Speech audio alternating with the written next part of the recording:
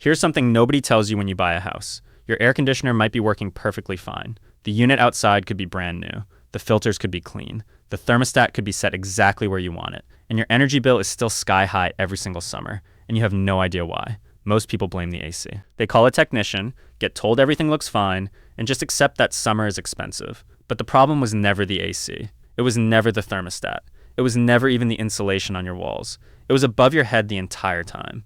Sitting right there, quietly making everything worse every single day. Your attic is the reason your cooling bill is out of control. And once you understand exactly what's happening up there, you're going to wonder how nobody ever explained this to you before. Let's start with a number that most homeowners have never heard. On a typical summer day, the temperature inside your attic can reach 150 degrees Fahrenheit, not outside, not on the roof surface, inside the attic. The space directly above the rooms where you sleep, watch TV, and try to stay comfortable. 150 degrees. To put that in perspective, water boils at 212 degrees. Your attic in July is roughly 3/4 of the way to boiling. And it's sitting right above your living room ceiling, separated from you by maybe 6 inches of drywall and whatever insulation was installed when the house was built. Now here's where it gets expensive. Heat moves. That's just what it does. It always travels from a hotter space to a cooler one. So all of that heat baking inside your attic, that massive thermal reservoir sitting above your head, is constantly pushing downward into your living space. It doesn't ask for permission. It doesn't wait until you've gone to sleep.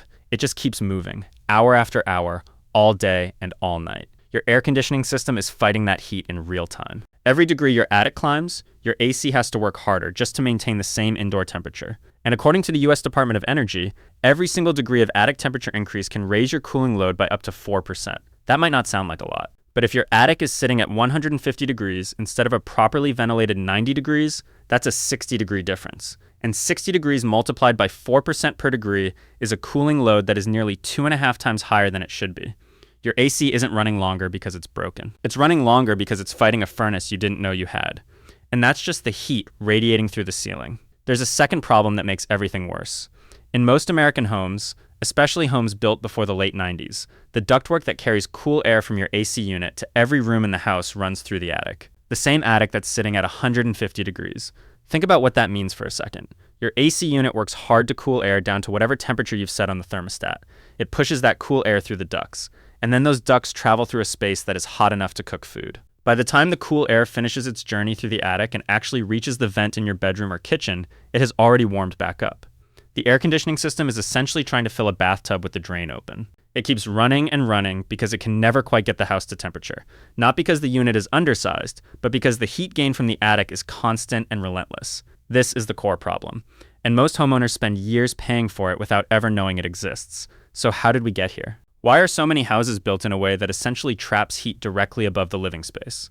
The honest answer is that it's not really a design flaw. Attics were never meant to be sealed, stagnant spaces. The original idea was always that air would move through them, in through vents at the lower edges of the roof and out through vents near the peak. That airflow would carry heat out before it had time to build up.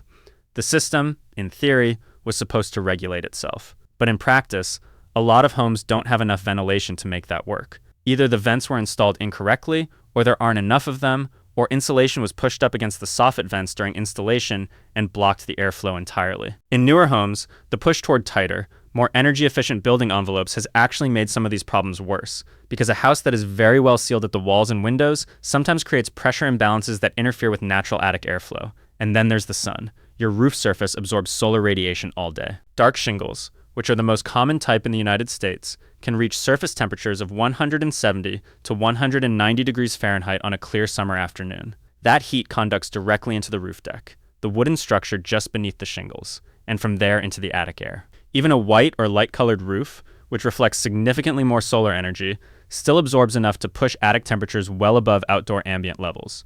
The result is that no matter how well your AC is functioning, and no matter how good your wall insulation is, an attic with inadequate ventilation becomes a heat trap. And a heat trap sitting directly above your living space is one of the most expensive, invisible problems a homeowner can have. Here's what makes this particularly frustrating. The fix isn't complicated. It doesn't require replacing your roof or tearing out drywall or spending thousands of dollars on a new HVAC system. The solution is ventilation, moving hot air out of the attic before it has time to build up and radiate downward. But not all ventilation is equal. And this is where a lot of homeowners make mistakes that either don't solve the problem or actually create new ones. Let's talk about how attic ventilation actually works, because understanding the mechanics will help you make a much smarter decision about what to do with your own home.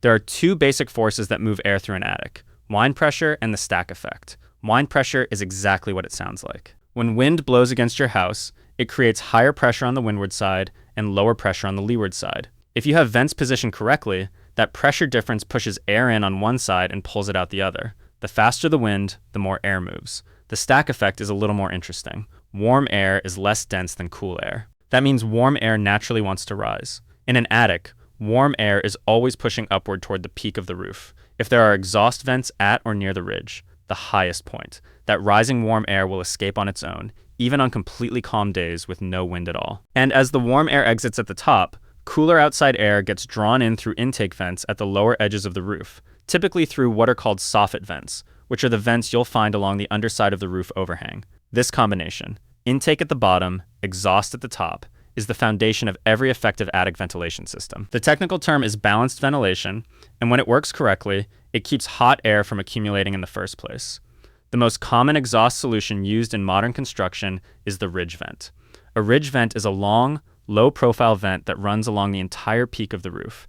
Because it's covered with shingles, it's nearly invisible from the street. It has no moving parts. It requires zero maintenance. And because it spans the full length of the ridge, it provides a consistent exhaust path for warm air rising from every part of the attic, not just from one or two concentrated points. A full-length ridge vent on a standard home provides over 900 square inches of net-free ventilation area. That's a significant amount of airflow, and because it's distributed evenly, it eliminates the dead zones, the corners and low spots in the attic where hot air can get trapped even when other areas are ventilating well. For most homeowners, particularly those who are re-roofing or building new, a properly installed ridge vent paired with adequate soffit vents is the most reliable, lowest maintenance solution available. There are no bearings to wear out, no motors to fail, no moving parts of any kind. It works on calm days through the stack effect and works even better on windy days through pressure-driven flow. But ridge vents aren't perfect for every situation. In very low-slope roofs, the natural stack effect is weaker because warm air doesn't have as far to rise.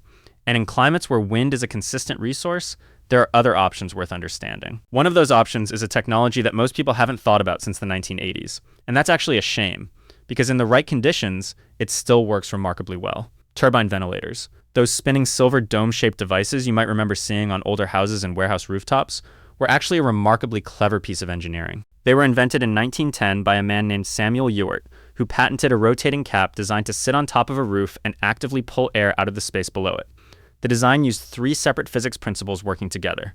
The first was Bernoulli's principle. As wind passes across the curved vanes of the spinning turbine head, it accelerates. When air speeds up, its pressure drops. That drop in pressure creates suction inside the turbine, pulling warm attic air upward and out. Unlike a static vent that just passively allows air to drift through, a turbine uses the energy of the wind to actively drag air out of the building. The second was the stack effect. The same rising warm air that drives ridge vents also drives turbines. So even when the wind is completely calm and the turbine isn't spinning, warm air still rises through it naturally. The third was the Venturi effect. As air gets squeezed through the narrow gaps between the spinning vanes, its velocity increases further, which reduces pressure inside the housing even more and accelerates the entire exhaust cycle.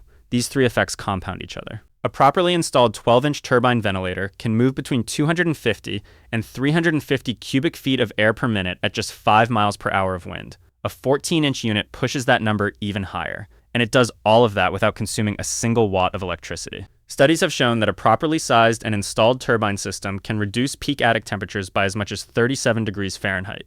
Data collected in the San Diego area translated that temperature reduction to an average energy bill reduction of nearly 15%. For a device that costs between $20 and $100 for the unit itself and a few $100s for professional installation, that return on investment is hard to argue with, especially in hot, windy climates like the Gulf Coast, the American Southwest, or the broader Sunbelt region. But turbines have real limitations, and understanding them is important before you make any decisions about your own home. The most common problem is mechanical failure.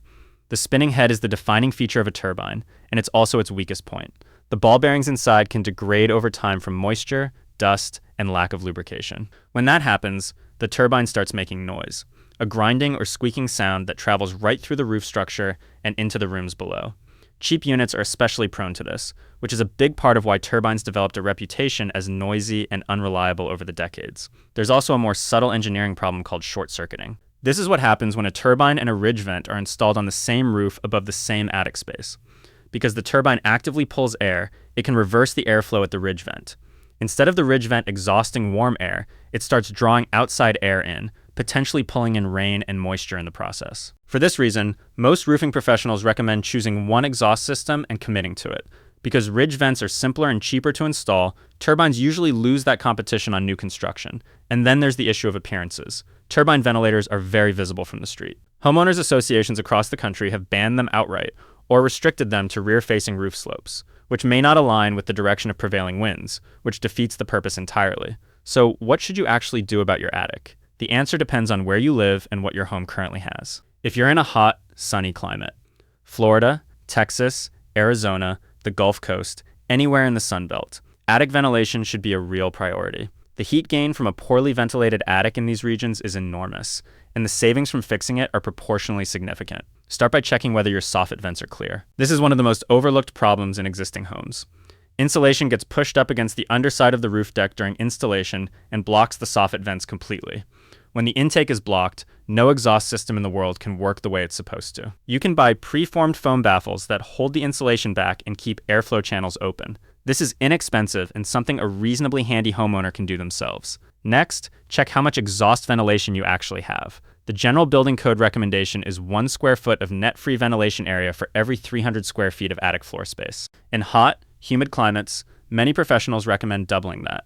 If your home falls short of that ratio, adding ventilation, whether ridge vents, turbines, or powered attic fans, is likely to have a measurable impact on your energy bills. If you're re-roofing, the single best upgrade you can make is installing a full-length ridge vent. The cost difference between re-roofing with and without a ridge vent is relatively small when the roof is already being torn off and replaced, and the long-term benefit, in terms of both energy savings and roof lifespan, is significant. Proper attic ventilation prevents shingles from overheating, which extends their effective life and protects your roof deck from moisture damage. If you're not re-roofing but want to improve ventilation in an existing home, turbine ventilators are still a legitimate option in the right climate. In a hot, consistently windy location, a properly sized set of turbines, 2 units for a standard 1,500 square foot attic, can make a real difference. Just buy quality units, not the cheapest option available, because the difference in bearing quality between a $30 turbine and an $80 one is the difference between 10 years of silent operation and 2 years of grinding noise. And if you're in a cold climate, the northern United States, the upper Midwest, anywhere that sees serious winter, the calculus is different. In cold weather, a turbine can actually freeze solid if internal moisture accumulates in the vanes, shutting the system down entirely. More importantly, in a modern, well-sealed home where a mechanical ventilation system is already managing air exchange, adding an uncontrolled passive exhaust point can disrupt the carefully engineered pressure balance of the whole system. In those homes, the best approach is to work with a building performance specialist who can assess what the house actually needs rather than adding ventilation components that might do more harm than good. The bigger point here is that your attic is not a neutral space. It's not just an empty room above your ceiling that you can ignore until you need to store holiday decorations. It's an active part of how your home gains and loses heat. And in most American homes, it is the single biggest factor in summer energy costs that nobody is paying attention to. Understanding how heat builds up, how ventilation works, and what your specific home actually needs puts you in a completely different position than most homeowners. Most people just pay the bill and assume that's just what summer costs. But now you know why the bill is high. You know what's happening above your ceiling. And you know what kinds of solutions actually address the root cause instead of just running the AC harder and hoping for the best. The fixes range from free, clearing blocked soffit vents, to relatively inexpensive, adding turbines or a ridge vent, to a smart investment when you're already replacing your roof. None of them require a major renovation. None of them require a new HVAC system. They just require understanding what the problem actually is. And now you do. If this is the kind of video that makes you look at your house differently, subscribe, because there's a lot more where this came from.